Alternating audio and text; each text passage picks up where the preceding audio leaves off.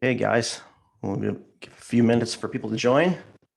How is everyone? Whoa, my head looks gigantic. Let's move that away. At 12:01, we'll give everyone a couple more minutes to join. We're going to be going over keyword optimization today. The first webinar we did was on Google My Business, which is called now Google Business Profile, which fuels Google Maps. And then we did a webinar on keyword research. That's basically how to pick the right keywords, for your website, for your SEO. And now we're going to be talking about what to do with those keywords. You've picked your keywords. Now, what are we going to do with them? Where do you put them? And that's what today's webinar is about. Okay, so we have people joining. Let's give another minute here.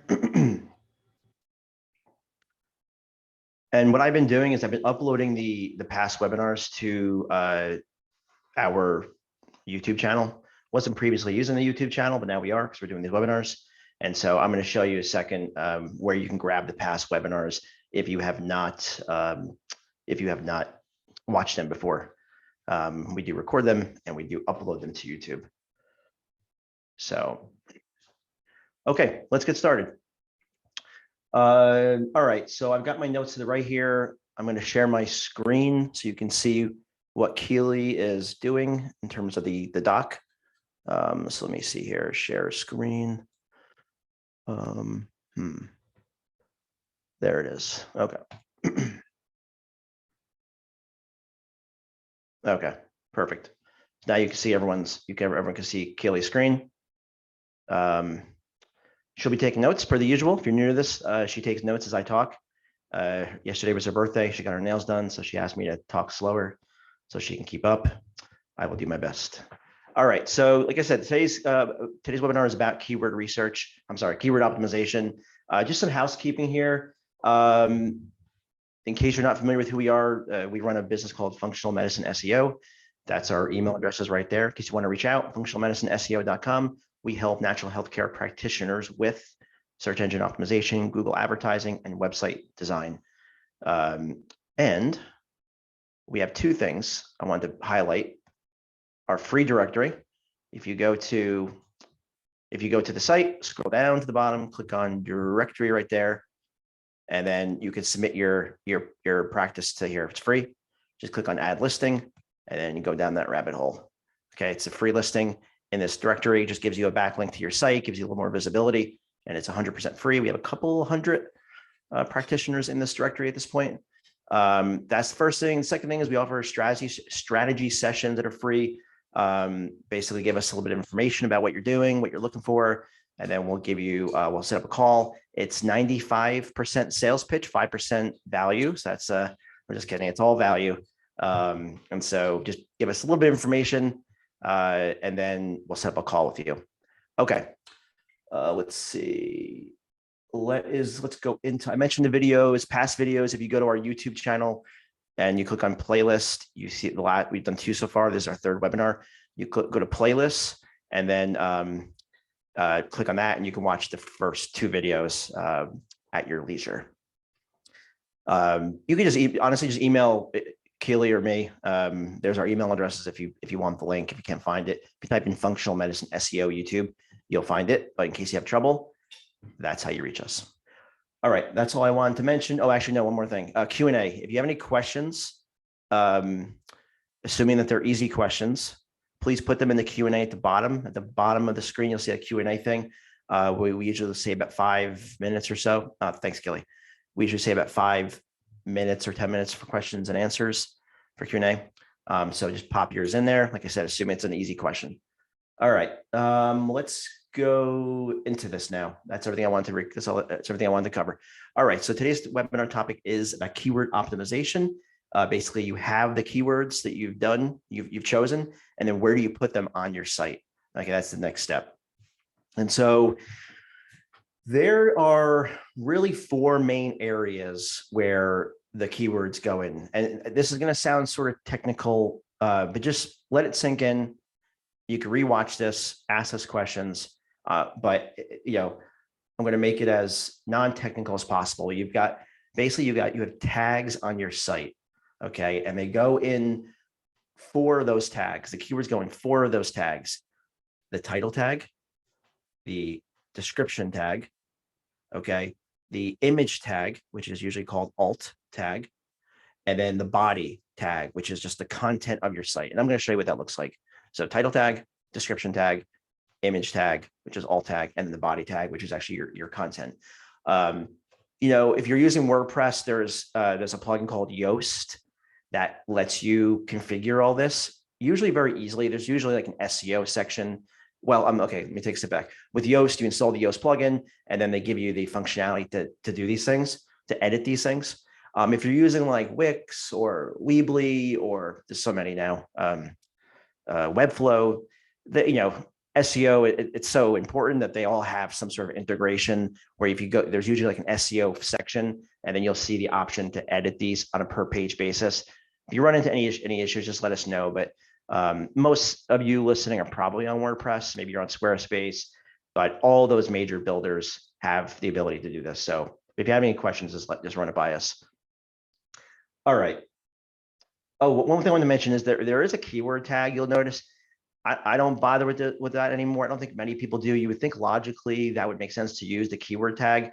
But the problem is it's been so spammed to death that Google just ignores it. Honestly, it's become like more the people that use it. It gives your competitors an opportunity to just scrape the keywords that are important for you. It really provides no value that we see, at least. So I haven't used that in like years and years and years. So you'll see the keyword tag, you can ignore it. It doesn't carry any weight. All right, so let's talk about the title tag and meta description. I have a tool for you actually. This is going to be worth the price of admission alone, which was free, but your time is not free. So this is a tool called Storybase. It's not my tool. I just use it. We use it for our clients. It gives us a way to standardize the metadata that we write for clients. Metadata meaning the title and the description. And it's a tool that rates your title tag and meta description. So what we do is I did this before last night, so you don't have to see me typing. And so you plug in your title tag and your meta description, and it rates it. You can see it's 100% there. And if I like just made this too long, oh, it still gives me 100. But if think if it's too short, it lowers your score. But basically, it looks for a handful of things. If you scroll down here, your title tag is more than 50 characters. Perfect. So if I got rid of like this, it's going to go down to 75 because 2 things: title tag is too short, and the title does not contain a power word. It's tough to include the power word sometimes. Power words are words that evoke emotions. So the way I got that in here in this example, because I want to show you what 100% would look like, is I added a trusted 4.8 star rating or whatever the rating is, because numbers help the score and the power word trusted helps the score. And so one step back, what is the title tag and meta description? I probably should answer that, right? So that's the code behind the page that it tells Google, what the page title is and what the page is about. And oftentimes the title tag and the meta description are used in the search results page. So when you search for something, all the search results that come up, that's usually what's used, not always, but usually. And so you can see like, this is what it looks like. So you can kind of see what it looks like on desktop, on mobile. Okay. And so when someone's scanning the search results on Google, this is typically the title tag right here. And this is typically the meta description right below here. And so it's important. You want to sell the click. Okay. You just don't want to be like keyword, because no one's going to click on it. It has to be written well. And this is what this tool helps you do. And so what we usually look to do is, you have your keyword. Let's say it's functional medicine NYC. You've got your main keyword in there. Okay. I just made up a name, wellness place. Let's say that's your practice's company name. And then I tried to include, a number and a power word. And this was like a way that I figured out how to do it. Trusted 4.8 star rating. It's easier with blogs, like 7 ways to reclaim your health. It's easier to get this at 100% for a blog. For service page, it just takes a little more work. Okay. But this is what it could look like. And so keyword, the company name, and then, the number and the power word, that's like the best case scenario, get to 100%. And then for the meta description, we like to proper case the meta description. So like capital first letter of every word. Why? Because it's like for Google Ads, you typically would do you write everything in proper case because that's shown to get a higher click-through rate. And so we adopt that for organic because why is it any different? It's not a paid ad, but it's still kind of an ad. Just because you rank first page doesn't mean someone's going to click on your website. So you have to get the click. And so we make it proper case because it stands out. It attracts the eyeball. So does eyeballs. So does the number. It's well written. It has a call to action. You'll see one of the things here is it has to have a call to action. And so, yeah, I recommend playing around with this tool when you're writing your titles and descriptions. It's a way to kind of gamify it and make it very, very easy to determine if you're heading in the right direction. Okay, so you see the keyword, and then we got some more keywords in here, NYC right there. So keywords are in there, keywords are in the title and the description, and then it follows all the protocol to get to 100% for this tool. So definitely recommend using this tool. So those are the first two spots, is the title tag and the meta description. Let's see here. Mention Yoast. I'm just looking at my notes here. Proper case, everything. Yep. Okay. The second thing is that third place to put it in is the image tags, the alt tags. This is a little bit more complicated. You might need to get your website developer involved. Basically, I have a page pulled up. I'm not affiliated with this woman. I just found her site and it looked like a good example of what I wanted to show you. It's actually very well done. So an image tag, let's see, like right here, there's a way, hold on. There's a way to, in the back end of a site, and I'm not going to go into detail here because I'm just going to make your eyes glaze over, but there's a way on the back end of your site, especially for WordPress, when like you're inserting an image, it'll ask you like, what do you want the alt tag to be? And the alt tag is a place to put some keywords and information about the picture. Don't spam it to death, but just, mention your keyword in a natural way with a sentence or something like that, like a picture of our functional medicine services, whatever. And so just make it natural, like a sentence. And that alt tag describes the image, and Google crawls the site and they see this, they see the alt tag. And so it's just another way to get a keyword in there. And it helps with people that are visually impaired because the readers, they pick up the alt tag. That's why you don't want it to be spammy, because for the people that need those tools to see your page, it's important that it's well descriptive. So put the keyword there and the image tags, and ideally you do it for every image. I mean, there's a lot of images on this page, but if organic's important to you, take the time to do it. And so yeah, image tags describe the image, and it's another place to put the keyword in a natural way. So to recap for new people that have joined, the keywords go in the title tag. In the description tag, we showed a tool called Storybase that helps you write very effective titles and descriptions. Try to get to as close to 100% as possible, or at least green. Okay, and then we've got the image tag, which is alt tags, which is the tag for every image on your site. Gives you an opportunity to put a keyword in there. And then the body tag. Let me just go to Kelly's document to make sure that we're good. Yep. Okay. And if you want this document afterward, just email Kelly at functionalmedicinesseo.com. It's in there. There it is. And she'll send it to you. So if you want it, just shoot her off an email. The next place, the last place I should say, is the body tag. And the body tag is just the content. Like this is all. And I said this is a good example of a page. Oh, actually, no, I'm sorry. H tag, headline tags too. Let's include that one as well. That is the fifth. So the body tag is the content on your site. And I said this is a good example because there's a lot of content on here. Okay, so I would imagine this page ranks well, or it should. There's a lot of content on here. It looks good. It loads fast. And so you want to make sure the keywords are in there. And so what we typically do is we have the main keyword. We try to get it inside the first 100 words of the page. Studies have been done that shows that helps, as of right now, at least. So we try to include the keyword in the first 100 pages. We don't follow like a specific keyword density, like it has to be every 100 words, because you used to do it that way, but search engines are much smarter now. Like they don't need that kind of like those signals. They can understand what the tool, the algorithm is so sophisticated that they can understand what the page is relevant for like you want to have the keyword present, of course, but then the content around it supports that keyword as well. And so we try to include the main keyword in the first 100 words, and then 2 or 3 more times. It just depends on the length of the site, of the page. If this was all there was on the page, it would be very difficult. It would be very spammy to include that 3 times. It would just read 3 or 4 times. It would read very weird. Also, if you look at the example I used here, functional medicine NYC, that's not grammatically correct. You would so what we do there is functional medicine in NYC. You're still getting the keyword in there. It doesn't need to be the exact phrase. If it's a natural phrase, and sure, functional medicine services, but in this case, that's not natural. It's okay in the title tag, but in the body, it would read weird. If you're reading it and you're like, that's a sign that it's not good. Make it sound natural. So functional medicine in NYC. We provide functional medicine service to NYC residents or whatever.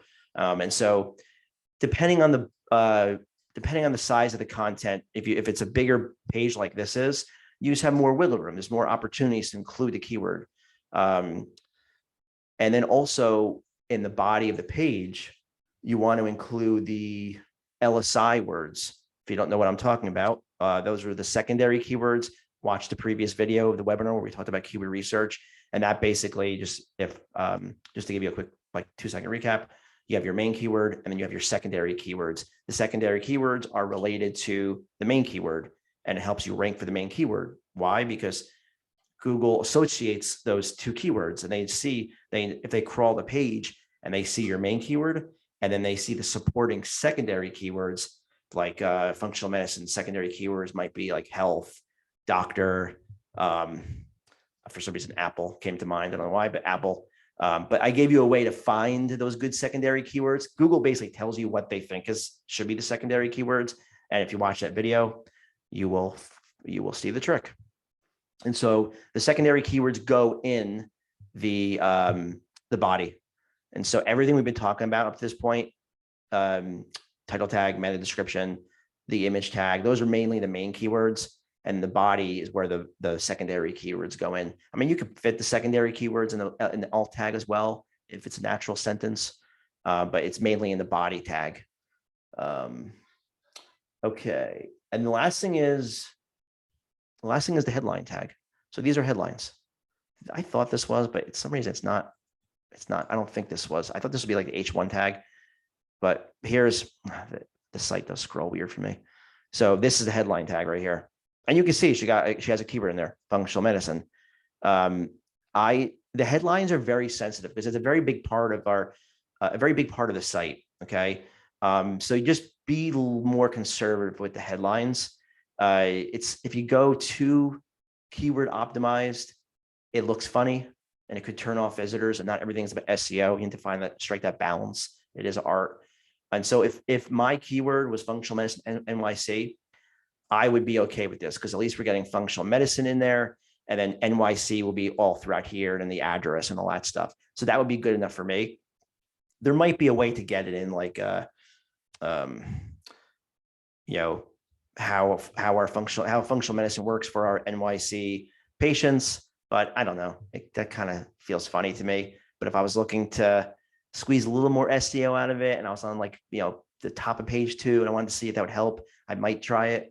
But it feels kind of funny to me. So I always like to be a little more conservative with the headlines, like have an idea of what keywords you are going after or you're going after for that page, and then find maybe a stripped down version of it that will fold nicely into the headline. Okay. That's really it. This will be a quick webinar. Well, actually, no, it's 12:20, so I will leave time for questions. So maybe not. So if you have any questions about adding keywords to the page, let me know. I will give you a sneak peek here for the next couple of webinars. We're thinking about the next one being around a link building, because we're kind of going down the series of like your Google Maps, picking keywords, where to put the keywords, building links. And then not maybe, but the next one be after that would be about content creation. And I think Keely is going to step in and do that one. Content creation, that could be so many different webinars alone, but I don't have the exact topic nailed down, but it's going to be around creating effective SEO content. And a lot of this, what we're talking about, kind of folds into that nicely. So that's it. So you pick the keywords, and then you got those 5 tags where to put the keywords: title tag, description tag, alt tag, body tag, headline tag. Those are the 5 spots. Okay. Just remember, don't make it sound funny. If you're reading it and you're like, wow, this site 100% has that SEO done to it, you've overdone it. I know that's not like very concrete like direction, but because there's no like every site's different, but just use your gut when you read it. If it sounds like very artificial and like keyword, just scale it back a little bit. All right. Yep. Looking at my notes. That is everything. Let's see if we have any questions. If we don't, that's okay.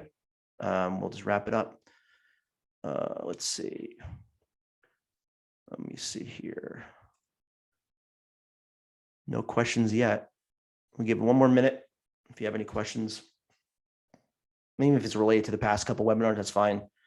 And then what we'll do is we'll have the link building webinar in December, sometime in December, and then we'll have the content webinar sometime in January. I don't have the dates picked out, but like we always do, we'll send out an email, post some stuff on LinkedIn, and see what interest there is. Okay. All right. No questions. So we're gonna wrap it up. You guys, we'll give you 8 minutes back to your day. All right. So thanks everyone for listening and watching. If you have any questions after the fact, you've got our email address, and if you want that document that Kelly put together right here, just let us know. Okay. Thank you. Bye-bye.